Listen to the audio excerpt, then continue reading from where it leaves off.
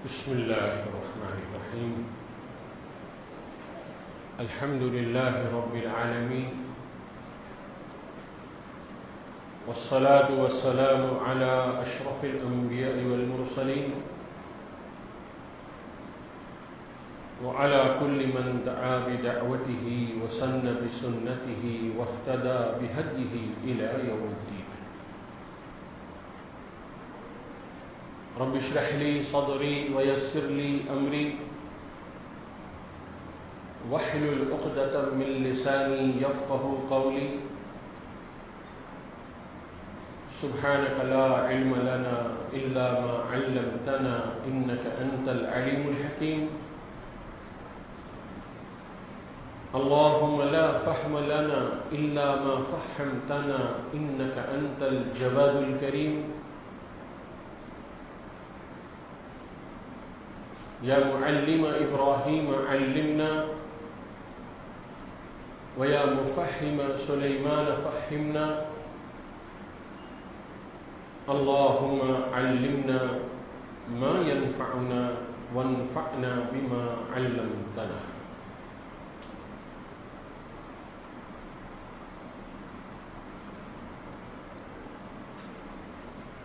دعا فرمائے اللہ تعالیٰ گزر سے وقت میں حسن نیت کے ساتھ صحیح بات کہنے کی، اس کو سمجھنے کی اور سمجھ کر اس پر عمل کرنے کی توفیق عطا فرمائے.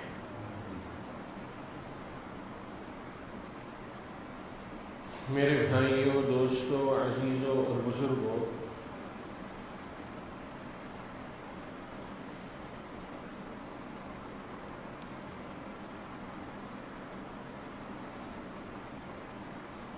یہ اللہ تعالیٰ کا ضابطہ اور اس کا قانون ہے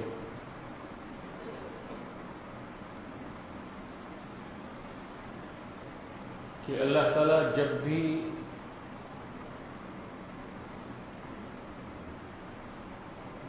اس زمین کی باغ دوڑ جس قوم کے حوالے کرتا ہے،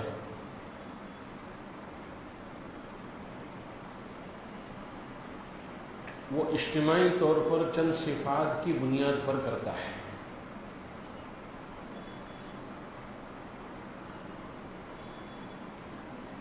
ایک ہے ہم میں سے ہر ایک کا اپنا ہماری اپنی انفرادی خوبیاں.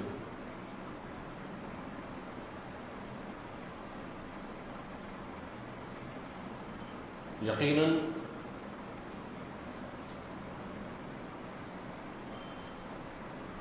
ہمارے اندر وہ خوبیاں ہونی چاہیے جو اللہ کو پسند ہے.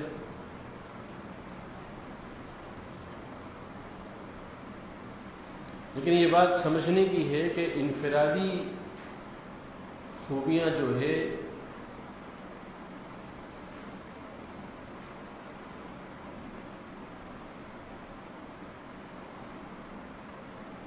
اس کا نفع جو ہے وہ انفرادی طور پر ہی پہنچتا ہے، اس کا نفع امت پر ظاہر نہیں ہوتا.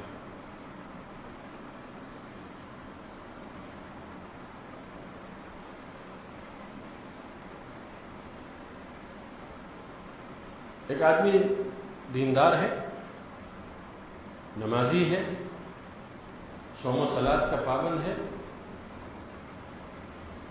وعدے کا سچا ہے، اخلاق کا اچھا ہے، معاملات اس کے صاف ہے،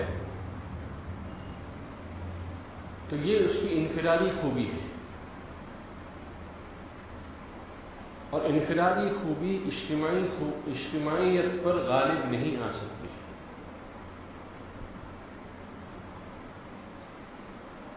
اجتماعی طور پر جو قومیں غالب آتی ہے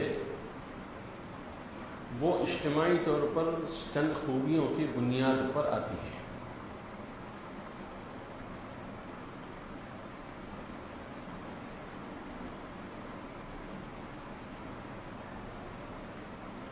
ہر زمانے میں یہی ہوا ہے.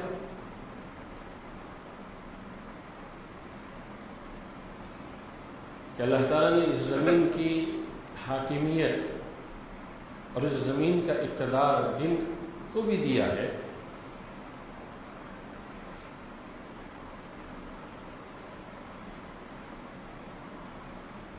وہ انہی اجتماعی خوبیوں کی بنیاد پر دیا ہے جو اجتماعی خوبیاں امت کے اندر علی العموم اجتماعی طور پر پائی جاتی ہے۔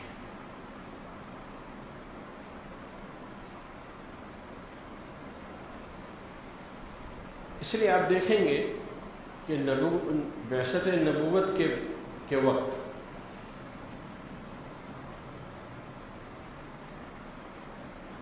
چند علاقوں کے اندر پچھلی قوموں کے اور پچھلی کتابوں کے ماننے والے راہبین موجود تھے، عبادت گزار موجود تھے،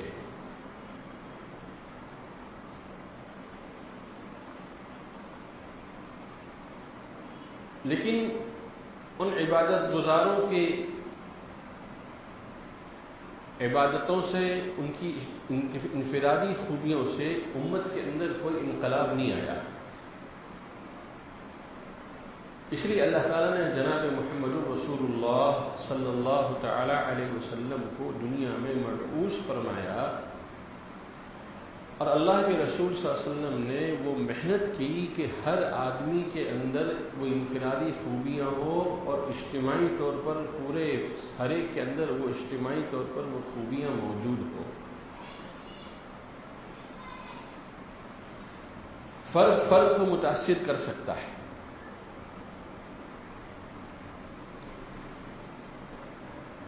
اور قوموں کو متاثر کرتی ہے۔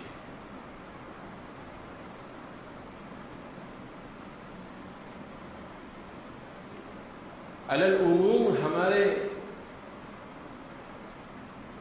امت کے اندر وہ اجتماعی خوبیوں کا ہونا ضروری ہے جس کی بنیاد پر اللہ تعالیٰ آئندہ کے لیے یا اپنے نظام کے اعتبار سے، اپنی پلاننگ کے اعتبار سے اللہ تعالیٰ کسی قوم کو اقتدار سے بے دخل کرتے ہیں اور کسی کو اس کا مالک اور اس کا حاکم بناتے ہیں۔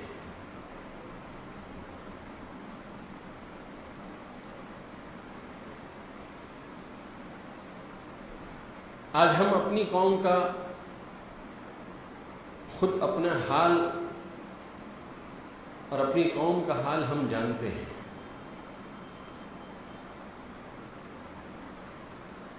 کہ اجتماعی طور پر ہمارے اندر کیا خوبیاں ہیں اور اجتماعی طور پر ہمارے اندر کیا برائیاں ہیں۔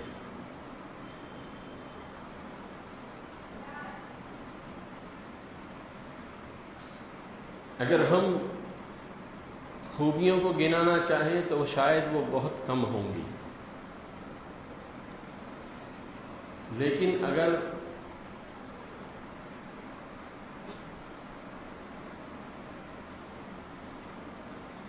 ان برائیوں کا تذکرہ کریں جو ہماری قوم کے اندر آج پائی جا رہی ہے تو اس کی فہرست بہت لمبی ہے۔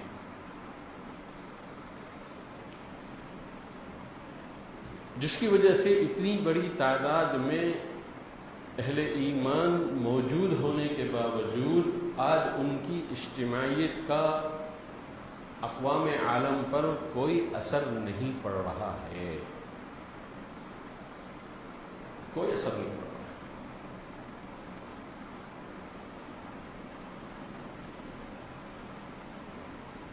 اگر ہم جائزہ لیں اپنا اور اپنی قوم کا تو شاید چند چیزیں جو ہے ہم میں سے ہر ایک کے سمجھ میں بھی آئے گی اور ہم اس کا اعتراف بھی کریں گے۔ سب سے پہلی کمی جو ہمارے اس قوم کے مزاج میں آ گئی ہے کہ ہماری پوری کی پوری قوم اجتماعی طور پر سہولت پسندی کی عادی ہو گئی ہے۔ بات سمجھ میں آ رہی ہے؟ سہولت پسندی،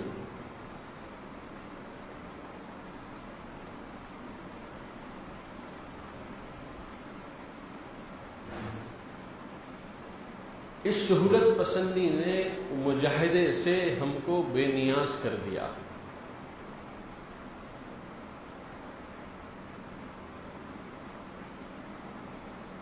آپ دیکھ لیجئے، بڑے بوڑھے موجود ہیں، وہ اپنے بچپنا ان کو ان کے سامنے ہوگا،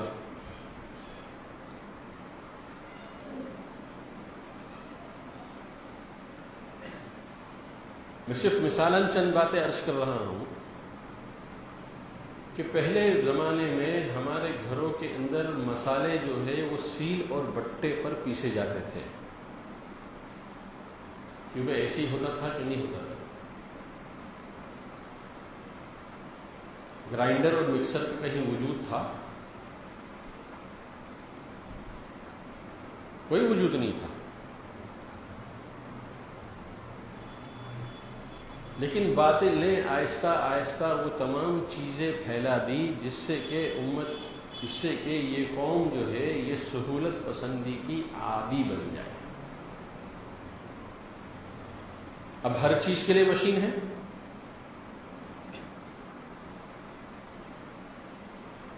پہلے زمانے میں عورتیں جو ہے کپڑے خود دھویا کرتی تھیں۔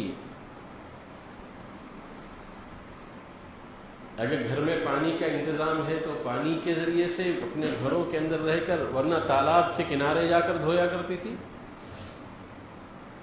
ندی کے کنارے جا کر دھویا کرتی تھی۔ لیکن واشنگ مشین نے آج یہ اتنی سہولت پیدا کر دی کہ اب ہمارے کپڑے جو ہے وہ واشنگ مشینوں میں دھلے جاتے ہیں، جس میں ہماری گھر کی مستورات کو کوئی مجاہدہ نہیں ہے کوئی مجاہدہ؟ کپڑے ڈالیے، صابن ڈالیے، بٹن آن کر لیجیے۔ اگر آپ سیمی آٹومیٹک لے رہے ہیں تو تھوڑا سا آپ کو یہ کرنا پڑتا ہے، کپڑے دھلنے کے بعد اس کو ڈرائر میں ڈالنا پڑتا ہے، اور اگر فلی آٹومیٹک آپ نے لے لیا ہے تو کچھ بھی نہیں کرنا ہے آپ کو، کپڑے دھل بھی جائیں گے، سوکھ بھی جائیں گے۔ اور اب تو ایسی ایسی مشینیں ایجاد ہو کر آ رہی ہیں کہ کپڑے صرف دھلیں گے نہیں، صرف سوکھیں گے نہیں، بلکہ اب تو اندر سے پریس ہو کر نکلیں گے۔ ہاں، یہ ہے سہولت پسندی کہ باطل نے اس امت کو اتنا عادی بنا دیا سہولت پسندی کا کہ ان کے اندر سے مجاہدہ ختم ہو گیا، مجاہدہ ختم ہو گیا۔ پہلے مستورات ہماری جو ہے گھر کی ماں اور بہنیں جو ہے آٹے کو گوندھتی تھی، لیکن آج گھروں کے اندر آٹے گوندنے کی مشینیں آ گئی، کیونکہ آگے ہی نہیں آ گئی، اب آٹا اس میں گوندا جاتا ہے۔ پہلے ہماری ماں اور بہنیں جو ہے استعمال شدہ برتن کو خود دھوتی تھی، ایک ایک پلیٹ، ایک ایک چمچ، ایک ایک پیالہ، ایک ایک ڈونگا، لیکن آج ڈش واشر آ گیا۔ کیا آ گیا؟ کیا کچھ نہیں کرنا آپ کو، آپ کی گندی پلیٹیں، سڑی میلی پلیٹیں، استعمال شدہ پلیٹیں، وہ آپ ڈش واشر میں ڈال دیجئے، تھوڑی دیر کے لیے مشین آن کر دیجئے، آپ کی ساری پلیٹیں دھل جائیں گی۔ کیونکہ ایسا ہو رہا ہے کہ نہیں؟ ارے کچھ بولو گے بھی؟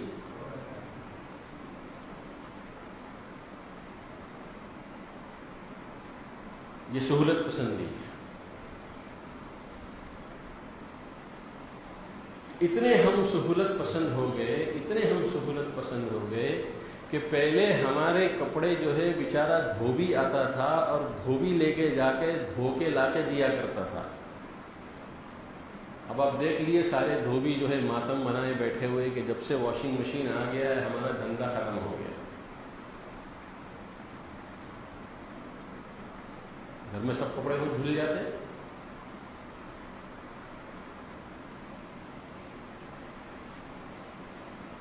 میرے دوستوں بزرگوں، جو قوم اتنی زیادہ سہولت پسندی کی عادی ہو چکی ہو،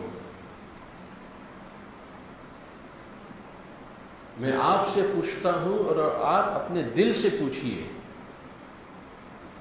کیا اس قوم کے ذریعے سے اقوام عالم کے اندر کوئی انقلاب آئے گا؟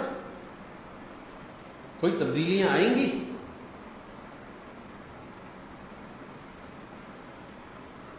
مجھے تو نہیں لگتا۔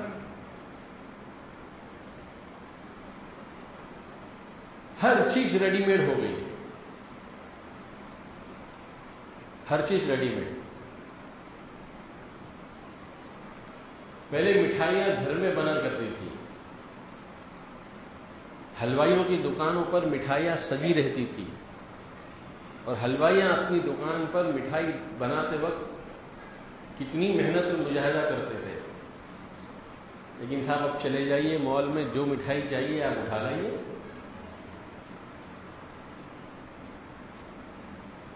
تو یہ پہلی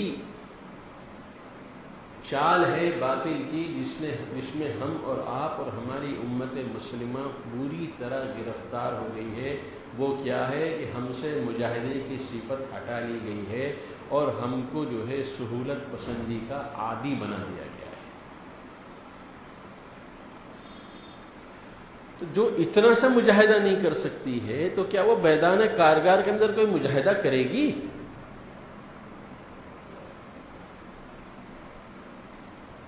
کیا وہ میدان کارگار میں دشمنوں کے سامنے کسی مجاہدے کے لائق رہے گی؟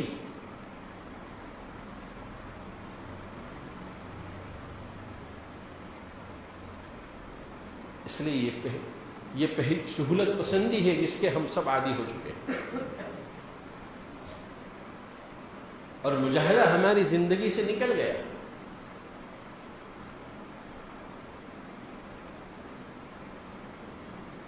دوسری چیز جو باطل نے ہم کو جس کے اوپر آمادہ کر دیا اور ہم کو جس کا عادی بنا دیا،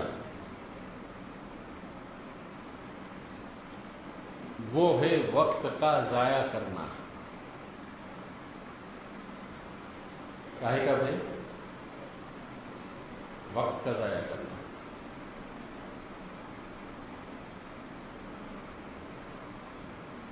ہم سب اپنا اپنا حال خود دیکھ لیں کہ ہماری 24 گھنٹے کی زندگی میں کتنا وقت ہمارا کام میں لگ رہا ہے اور کتنے وقت کو ہم ضائع کر رہے ہیں، لہو و لعب میں، خرافات میں، لغویات میں، ہوٹل بازی میں، اور ہوٹل بازی میں چائے کی چسکی لیتے وقت کتنوں کی غیبتیں ہم کرتے ہیں، کتنوں کی دھجیاں ہم اڑاتے ہیں، کتنوں کے عزتوں کو ہم تار تار کرتے ہیں۔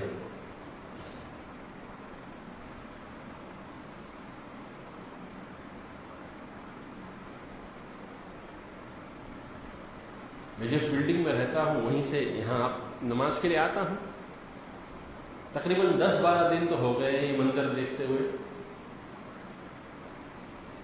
کہ 25-30 نوجوان ہیں جو والی بال کا میچ کھیلتے ہیں۔ ابھی بھی آپ جائیں گے تو آج تو انہوں نے والی بال نہیں کھیلا ہے، آج تو کرکٹ کھیل رہے ہیں، لیکن 25-30 دنوں سے تقریباً 20-22 دن تو ہو گئے ہیں کہ میں دیکھتا ہوں کہ یہ امت کا کریم، یہ امت کا وہ نوجوان جس کے بارے میں جناب رسول اللہ صلی اللہ تعالی علیہ وسلم نے فرمایا ہے کہ نصرت بالشباب، کہ مجھے جو تقویت پہنچی ہے وہ جوانوں سے پہنچی ہے۔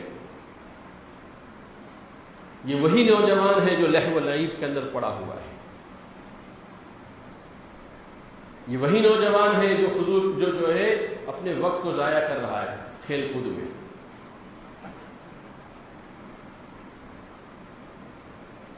موت اپنے سر پر کفن لیے ہمارے انتظار کر رہی ہے، لیکن ہمارے نوجوان نسلوں کو اس کا احساس نہیں ہے،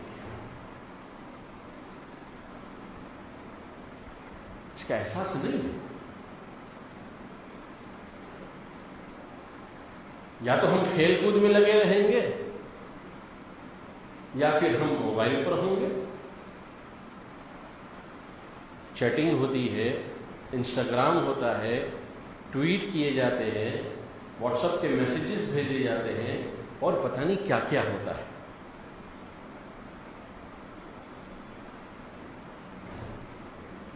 تو جو قوم اپنے وقت کو اس طرح ضائع کرنے کی عادی ہو، آپ مجھے بتائیں کیا اس قوم سے کوئی آئندہ اچھی امیدیں قائم کی جا سکتی ہیں؟ کیا یہ ہماری اس پوری امت کے لیے یہ کوئی اچھا نمونہ پیش کر پائیں گے؟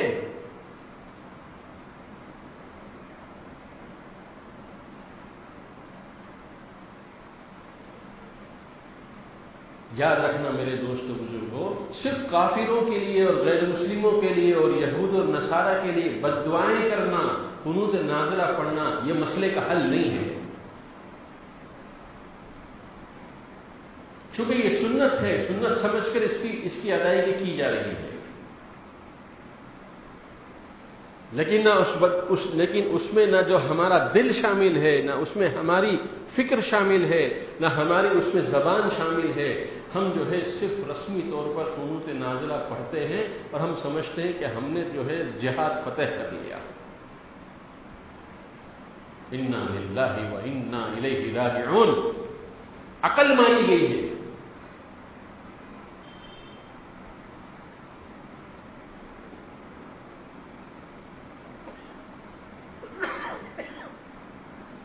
اس لیے اللہ کے رسول صلی اللہ تعالی وسلم نے فرمایا تھا، نصرت بالشباب، مجھے سب سے زیادہ جو تقویت پہنچی ہے وہ نوجوانوں سے پہنچی ہے۔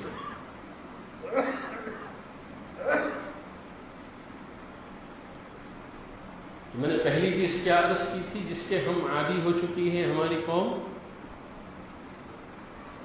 ارے کیوں بولو، یاد بھی ہے کہ بھول گئے؟ سہولت پسندی، جس نے ہم سے مجاہدے کی صفت چھین لی۔ دوسری صفت ابھی ہم نے کیا بتائی؟ وقت کا ضیاع۔ کوئی سو رہا ہے تو 8-8 گھنٹے سو رہا ہے، اٹھتا ہے، کھاتا ہے، پھر سو جاتا ہے۔ ایسے نمونے ہمارے علم میں۔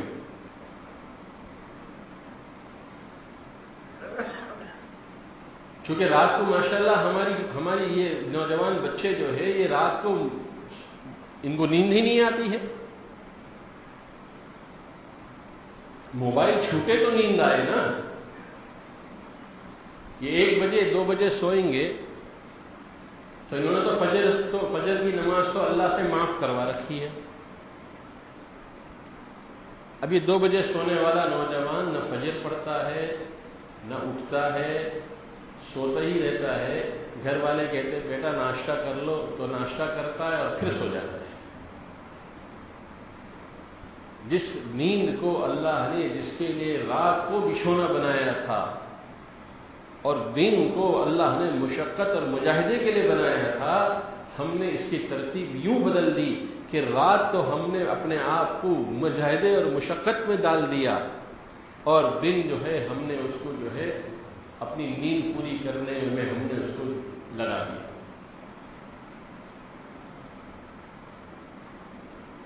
یہ وقت کا ضیاع ہے۔ تو جو امت وقت کا ضیاع کرنے سے باز نہیں آئے گی، ان سے امامت قوم کا اور ان سے جو ہے خلافت راشدہ کے قائم کرنے کی کوئی امیدیں نہیں کی جا سکتی۔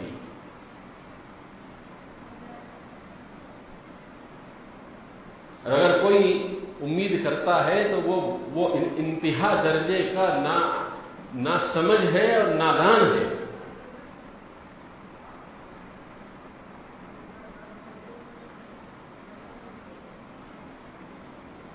تیسری صفت جو جس کو ہم اپنی پوری امت میں جس کے ہم دیکھ رہے ہیں، پائی جا رہی ہے، وہ کیا ہے؟ وہ ہے فضول خرچی۔ آپ اگر کوئی بات میں غلط کہہ رہا ہوں تو آپ مجھے ٹوکیے، بتائیے کہ مانا آپ غلط کہہ رہے ہیں۔ کیوں فضول خرچی نہیں ہو رہی ہے؟ کس چیز میں فضول خرچی نہیں کر رہے ہم؟ جو ضرورتیں ہماری چند روپیوں میں پوری ہو سکتی تھی، انہی ضرورتوں کو جو ہے ہم ہزاروں اور لاکھوں میں پوری کر رہے ہیں۔ آج فضول خرچی عام ہے، ہر آدمی جو ہے فضول خرچی میں لگا ہوا ہے۔ اور ستم ظریفی تو یہ ہے جس کے پاس آمدنی کا ذریعہ نہیں ہے، وہ قرض لے کر بھی جو ہے فضول خرچی کر رہا ہے۔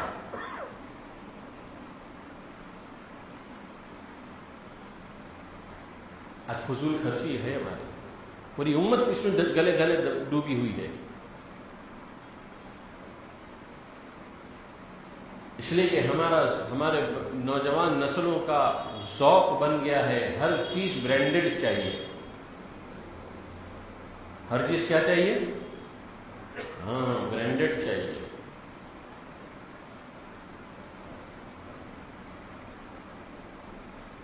اس لیے آپ دیکھ لیجئے، آپ امیزون میں چلے جائیے، فلپ کارٹ میں چلے جائیے، اور دوسرے اور ایپس ہے جس میں چلے جائیے، کہ ایک نوجوان کتنے روپے کا ٹی شرٹ اپنے لیے پسند کرتا ہے، اور ایک نوجوان کتنے روپے کی جینس اپنے لیے پسند کرتا ہے۔ جو ضرورت اس کی 200-250 روپے کے اندر پوری ہو سکتی تھی، وہ نوجوان اس کی جگہ پر 2500 روپیہ خرچ کر رہا ہے۔ گھڑی دیکھ لیجئے،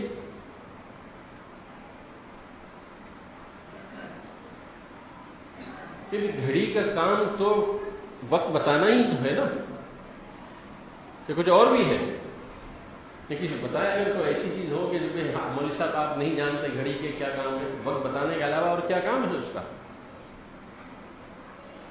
کسی گھڑی میں ڈے اینڈ ڈیٹس ہوتے ہیں، تاریخ بھی ہوتی ہے تو تاریخ بتا دیتی ہے، لیکن ہمارا انتخاب کس پر ہے کہ ہم جو ہے رولیکس پہنیں گے۔ فرسٹ کاپی پہننے کی تو ہمت نہیں ہے، اس لیے کہ وہ تو ہزاروں لاکھوں میں آتی ہے، تو ہم رولیکس کی فرسٹ کاپی پہنیں گے جس کی قیمت بھی 25-30 ہزار سے کم نہیں ہے۔ ہم راڈو پہنیں گے جس کے اندر ڈائمنڈز ہوتے ہیں، تو اصل راڈو تو کسی نے دیکھا بھی نہیں ہے، اس کی صورت اور شکل، اب وہ اس کی فرسٹ کاپی پہن رہا ہے اور سمجھ رہا ہے کہ ماشاءاللہ مجھ سے زیادہ سمجھدار تو کوئی ہے نہیں پورے ملک میں، میں انتہائی درجے کا سمجھدار ہوں کہ یہ گھڑی تو جو ہے میں یہ پہن رہا ہوں، حالانکہ وہ یہ نہیں سمجھ رہا ہے کہ یہ گھڑی جو تو ہزاروں اور 50 ہزاروں میں تو نے خریدا ہے، اور ایک دوسری گھڑی جو ایک عام گھڑی والے کے دکان پر خریدتا ہے، دونوں کا کام تو ایک ہی ہے، ٹائم وہ بھی بتاتی ہے، ٹائم یہ بھی بتاتی ہے۔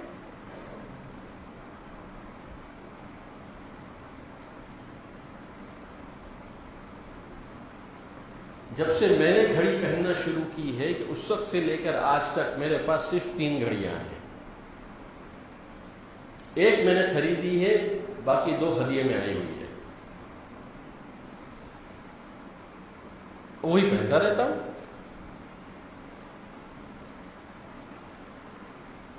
کسی نے آج تک نہیں ٹوکا کہ مولانا بہت ترقی یافتہ زمانہ ہو گیا ہے، یہ کیا آپ جو ہے اس کمپنی کی گھڑی پہنتے ہیں؟ نہیں، فضول خرچی ہمارا مزاج بن گیا ہے۔ فضول خرچی میں ہم جو ہے اپنے حد سے آگے بڑھ چکے ہیں۔ اب ہر چیز کو لیتے چلے جائیے، جوتوں کو لے لیجئے، کپڑوں کو لے لیجئے، گھڑی کو لے لیجئے، والیٹ کو لے لیجئے، پرفیوم کو لے لیجئے،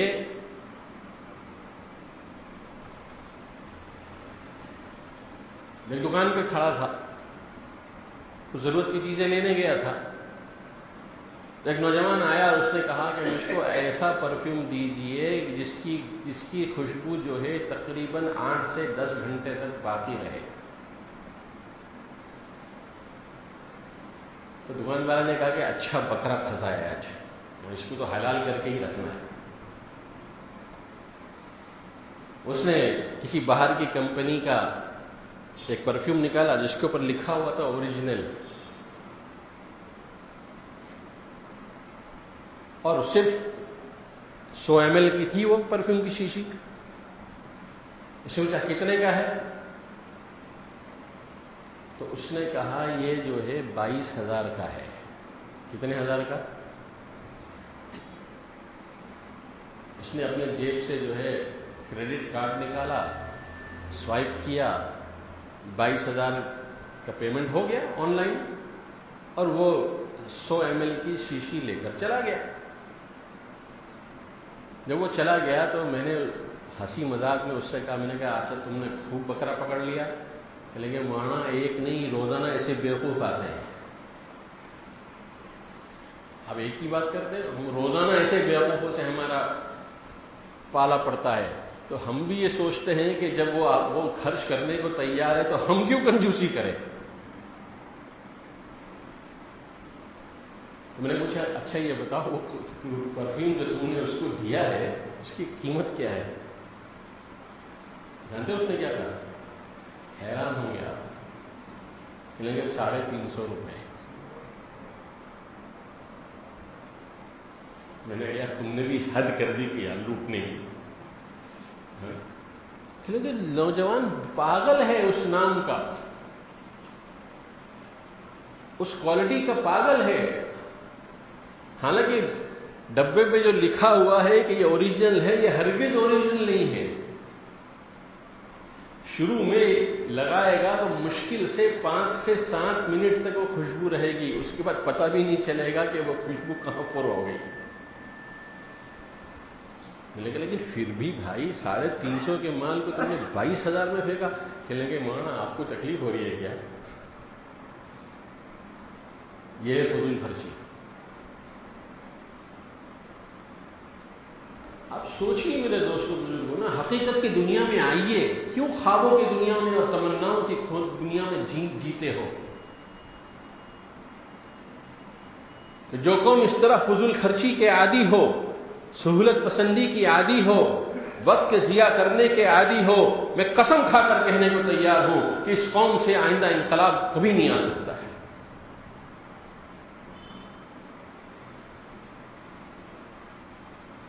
ان سے پوری دنیا کے اندر تو بہت دور کی بات ہے، ان کے اپنے ملک میں اور ان کے اندر کوئی تبدیلی نہیں آ سکتی.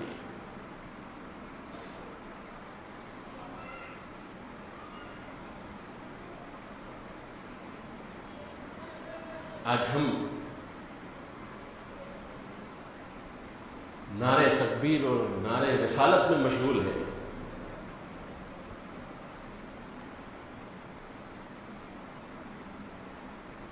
آج ہم قنوت نازلہ پڑھ کر اطمینان کر لیتے ہیں.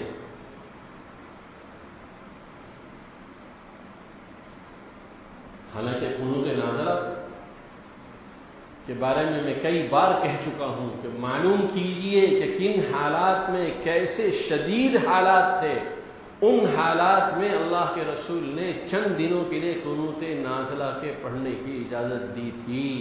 تو اس قنوت نازلہ کی وجہ سے جو اندر سے دل سے تھے، جس میں الفاظ اور دل کا میل تھا، جس میں روحانیت تھی، جس میں اللہ کا تعلق تھا، جس میں اللہ سے سامنے گر گڑانا تھا، اللہ نے جو ہے شکست فاش دے دی ان تمام یہودی طاقتوں کو. ہمارا قنوت نازلہ کیا ہے؟ کچھ ہو رہا ہے؟ نہ ہوا ہے نہ ہوگا. کیوں؟ اس لیے کہ اس قنوت نازلہ میں ایمان نہیں ہے. اس قنوت نازلہ میں اللہ کی طاقت کا تصور نہیں ہے. اس قنوت نازلہ پر اللہ پر اعتماد اور بھروسہ نہیں ہے. ہم صرف قنوت نازلہ پڑھ کر اپنے دامن کو بچانا چاہتے ہیں. ہم قنوت نازلہ پڑھ کر اپنے آپ کو سبکدوش کرنا چاہتے ہیں کہ ہم نے اپنی ذمہ داری ادا کر دی.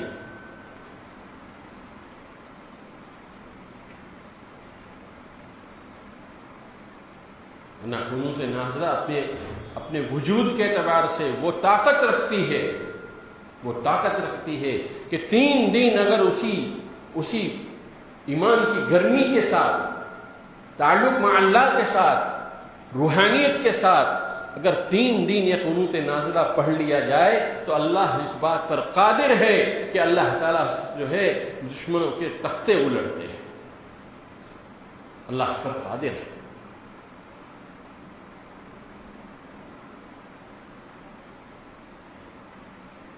اس لیے میرے دوستو بزرگوں، اللہ جب کسی قوم کو کسی کے اوپر مسلط کرتے ہیں تو اس قوم کے لیے جو ہے چند صفات ضروری ہوتی ہے.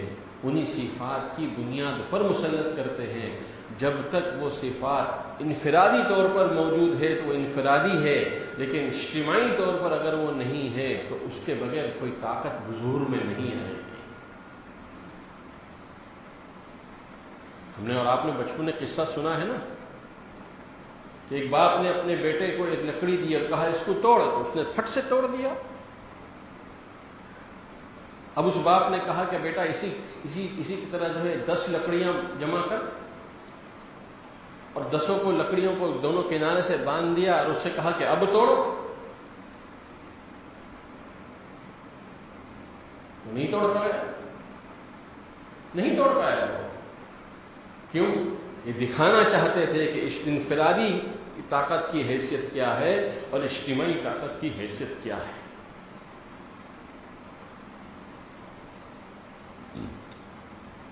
اس لیے میرے بھائیوں، دوستوں، عزیزوں اور بزرگوں، کہاں تک رویا جائے، کہاں تک اپنے جو ہے زخموں کو پیش کیا جائے. بدن کا ہر عضو جو ہے وہ زخمی ہو چکا ہے. عقل حیران ہے کہ اتنا سب کچھ ہونے کے بعد بھی ابھی تک ہمارے اندر بیداری نہیں آ رہی ہے، ہمارے اندر شعور پیدا نہیں ہو رہا ہے. ہم اپنی ذمہ داریوں کو نہیں سمجھ رہے ہیں.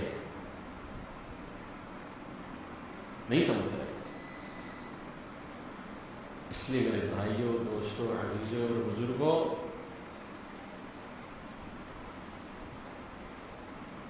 خود بھی اپنے اندر یہ شعور پیدا کیجئے، اور جن سے آپ کہہ سکتے ہیں آپ ان کے اندر یہ شعور پیدا کرنے کی کوشش کیجئے. جب یہ امت اجتماعی طور پر ان خوبیوں کی مالک ہو جائے گی، مجاہدے کی عادی ہو جائے گی، فضول خرچی سے توبہ کر لے گی اور وقت کو صحیح مصرف میں خرچ کرنے کا مزاج بن جائے گا، اللہ اس دن جو ہے دنیا کے نقشے کو تبدیل فرما دے گا. اللہ تعالیٰ جو بات میں نے صحیح کہی ہو عمل کی توفیق عطا فرمائے، جو بات غلط ہو اللہ اس کو معاف فرمائے. وآخر دعوانا ان الحمد للہ رب العالمین. اللهم صل على سيدنا ومولانا محمد وعلى آل سيدنا ومولانا محمد وبارك وسلم. ربنا ظلمنا أنفسنا وإن لم تغفر لنا وترحمنا لنكونن من الخاسرين. ربنا اغفر لنا ولإخواننا الذين سبقونا بالإيمان ولا تجعل في قلوبنا غلا للذين آمنوا ربنا إنك رؤوف رحيم.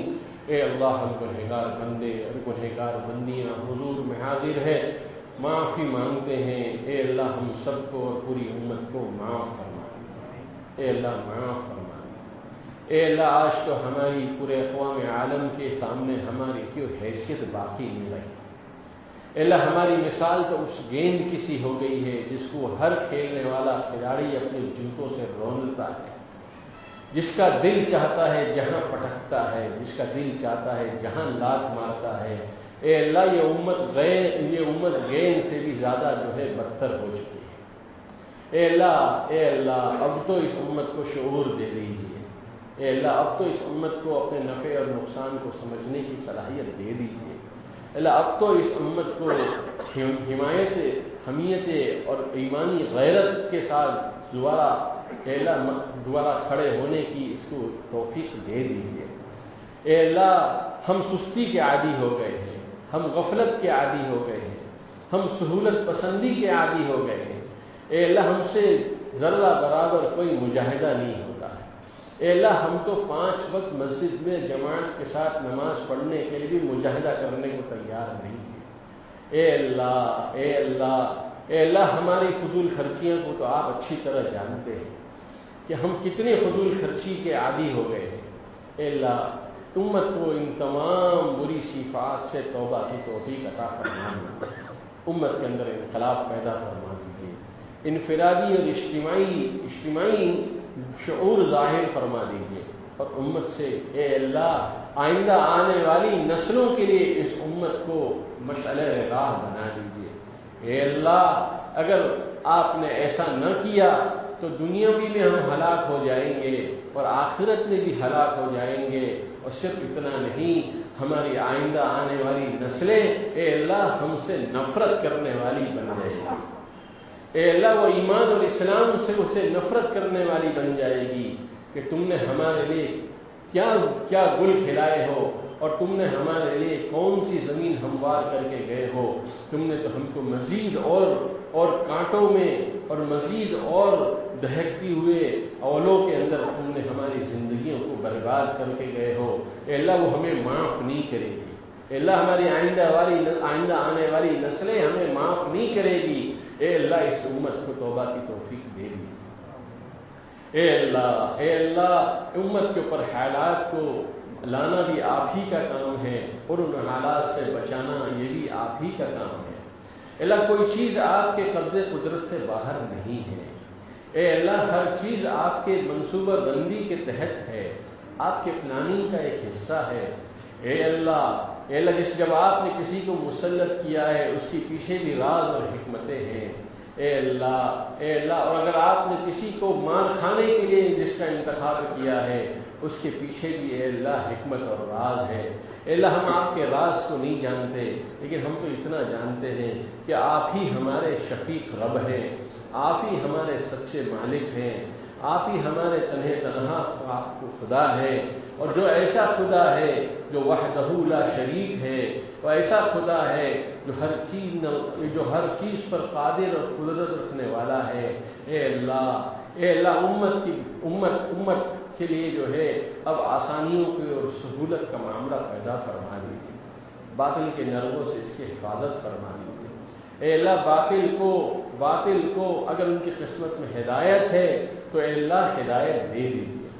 جس طرح آپ نے تاتاری قوم کے لیے میں کسی کو اے اللہ آپ نے ہدایت دے کر پوری امت کو اے اللہ آپ نے امن امان دے دیا تھا. اور یہی تاتاری قوم جو ہے اے اللہ کعبے کے جو ہے کہ کعبے کو کہ گرویدہ ہو گئے تھے اور سارے بت کعبے سے نکال دیے گئے. اے اللہ ایک مرتبہ پھر اب اس دور کو زندہ جاوید کر دیجیے. اے اللہ ہمیں دین کے آئندہ جو بھی شکلیں ہوں گی اور دین جو قربانیاں چاہتا ہوگا اے اللہ ہمیں اور پوری امت کو اس قربانی کے لیے قبول فرما دیجیے. اے اللہ قبول فرما دیجیے. اے اللہ جان بھی آپ ہی کی دی ہوئی ہے، مال بھی آپ ہی کا دیا ہوا ہے، زندگی بھی آپ ہی کی دی ہوئی ہے، جذبات اور خواہشات بھی آپ ہی کے دیے ہوئے ہیں. یہ اللہ اب تک ہم دنیا پر لگا رہے تھے، اب تک اپنے نفس پر لگا رہے تھے، اب اے اللہ امت پر لگانے والا ہم کو بنا دیجیے، اسلام پر لگانے والا ہم کو بنا دیجیے، دین اور شریعت پر اس کو قربان کرنے والا ہم کو بنا دیجیے. حضور اکرم صلی اللہ علیہ وسلم کی زندگی کے سارے عالم میں بہار بن کر آ جائے. اللہ اس کے لیے ہمیں قبول فرما دیجیے. اے اللہ جو مانگا وہ بھی عطا فرما، اور جو نہیں مانگ سکے اور آپ ہماری ضرورتوں سے واقف ہے اے اللہ ان تمام ضرورتوں کو اپنے خزانے غیب سے پورا فرما دیجیے. اے ربنا تقبل منا إنك أنت السميع العليم وتب علينا يا مولانا إنك أنت التواب الرحيم صلى الله تعالى على خير خلقه محمد وآله وصحبه أجمعين برحمتك يا أرحم الراحمين.